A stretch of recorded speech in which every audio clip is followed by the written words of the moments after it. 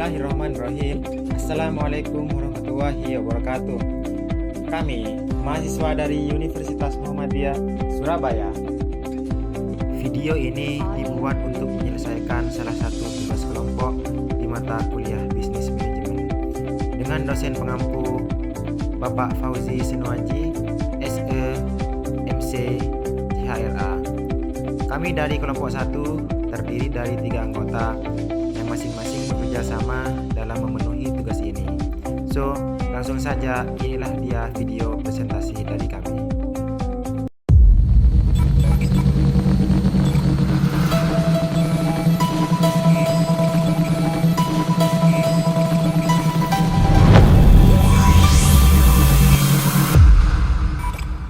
Oke, saya Hizky Labid Maulana. Di sini saya akan memandu video presentasi pada kesempatan kali ini. Buat kalian yang ingin mendownload video materi ini, untuk linknya tersedia di bawah deskripsi. Tapi sebelum kita melanjutkan atau membahas video materi ini, izinkan kami berkenalan terlebih dahulu.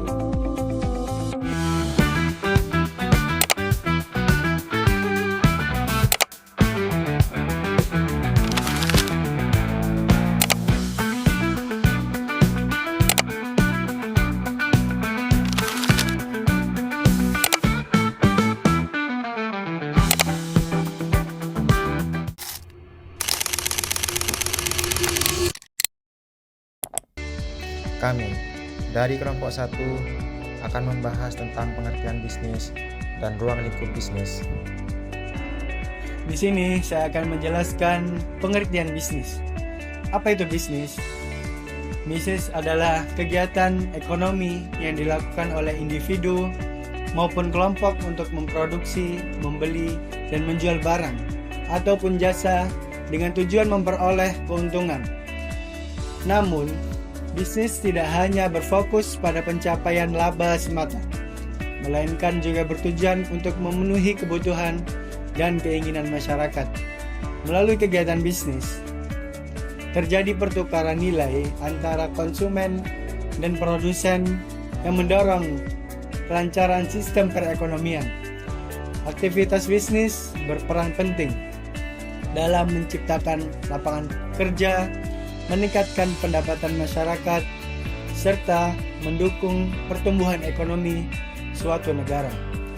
Bisnis dijalankan dalam berbagai skala, mulai dari usaha kecil seperti UMKM hingga usaha besar seperti perusahaan nasional atau multinasional, serta mencakup berbagai bidang usaha yang menyesuaikan dengan kebutuhan pasar. Selanjutnya saya akan menjelaskan ruang lingkup bisnis. Ruang lingkup bisnis dibagi menjadi 3, yaitu A, yaitu ruang lingkup bisnis berdasarkan jenis kegiatan, B, yaitu ruang lingkup bisnis berdasarkan bidang usaha, dan C, yaitu ruang lingkup bisnis berdasarkan skala usaha. Yang pertama saya akan menjelaskan tentang A. Ruang lingkup bisnis berdasarkan jenis kegiatan. 1. Produksi. Produksi merupakan kegiatan yang bertujuan untuk menghasilkan barang atau jasa yang memiliki nilai guna bagi masyarakat. Kegiatan produksi dapat berupa pengelolaan bahan mentah menjadi barang setengah jadi maupun barang jadi, serta penciptaan layanan yang dapat dimanfaatkan konsumen. Tanpa adanya kegiatan produksi, kebutuhan masyarakat tidak dapat terpenuhi secara optimal. Contoh dari kegiatan produksi yaitu pabrik makanan dan minuman, industri pakaian, dan jasa desain grafis. Yang kedua yaitu distribusi. Distribusi adalah kegiatan menyalurkan barang atau jasa dari produsen kepada konsumen agar dapat digunakan sesuai kebutuhan. Kegiatan ini sangat penting karena memastikan produk sampai ke tangan konsumen tepat waktu dan dalam kondisi baik. Distribusi dapat dilakukan melalui berbagai saluran, baik secara langsung maupun tidak langsung. Contoh dari distribusi yaitu agen, pedagang grosir, ekspedisi, dan jasa logistik. Yang ketiga yaitu konsumsi. Konsumsi merupakan kegiatan menggunakan atau memanfaatkan barang dan jasa untuk memenuhi kebutuhan hidup. Kegiatan konsumsi menjadi tujuan akhir dari proses bisnis karena menentukan keberlangsungan permintaan terhadap suatu produk atau jasa. Contoh dari kegiatan konsumsi yaitu rumah makan, bioskop, serta layanan transportasi online seperti Gojek dan Grab. Selanjutnya yaitu saya akan menjelaskan tentang ruang lingkup bisnis berdasarkan bidang usaha. Yang pertama yaitu agrasis. Usaha agrasis bergerak di bidang pemanfaatan sumber daya alam, terutama yang berkaitan dengan pertanian, perkebunan, kehutanan, dan perikanan. Bidang usaha ini berperan penting dalam memenuhi kebutuhan pangan dan bahan baku industri. Contohnya yaitu ada kebun kelapa sawit, tambak udang, dan peternakan sapi. 2. Yaitu industri manufaktur. Industri atau manufaktur merupakan usaha yang mengolah bahan mentah menjadi barang setengah jadi atau barang jadi yang siap digunakan untuk dipasarkan. Bidang ini menjadi penggerak utama sektor ekonomi karena menghasilkan produk dalam jumlah besar. Contohnya yaitu PT Krakatau Steel atau industri baja. Terus yaitu ada PT Indofood, industri makanan, serta industri otomotif seperti Honda dan Yamaha. Yang ketiga yaitu ada perdagangan. Perdagangan adalah kegiatan jual beli barang atau jasa dengan tujuan memperoleh keuntungan. Bidang usaha ini berfungsi sebagai penghubung antara produsen atau konsumen. Contohnya yaitu Alfamart, Indomart, atau supermarket dan toko online lainnya. Yang keempat yaitu jasa. Usaha jasa adalah kegiatan bisnis yang menawarkan layanan atau keahlian tertentu tanpa menghasilkan barang berwujud. Usaha jasa semakin berkembang, sering meningkatnya kebutuhan dan gaya hidup masyarakat. Contohnya yaitu jasa pendidikan, layanan kesehatan, transportasi, dan pariwisata. C yaitu ruang lingkup bisnis berdasarkan skala usaha. Yang pertama yaitu usaha mikro dan kecil.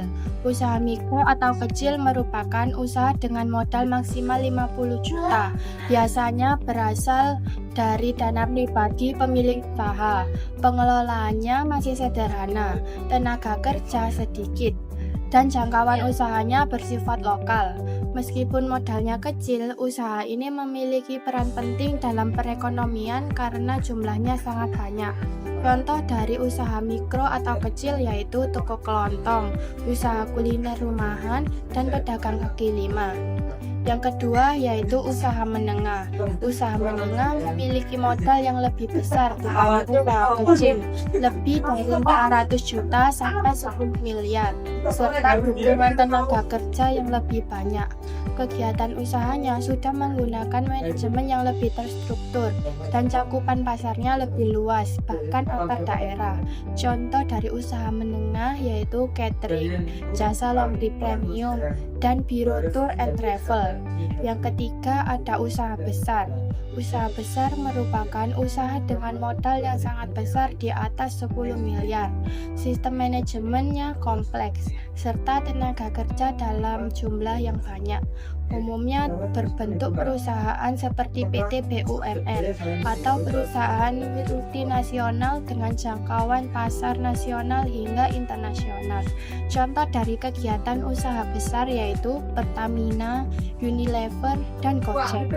Jadi, kesimpulannya adalah bisnis merupakan aktivitas yang dilakukan secara terencana dan sistematis untuk menciptakan serta menyediakan produk atau layanan yang dibutuhkan masyarakat.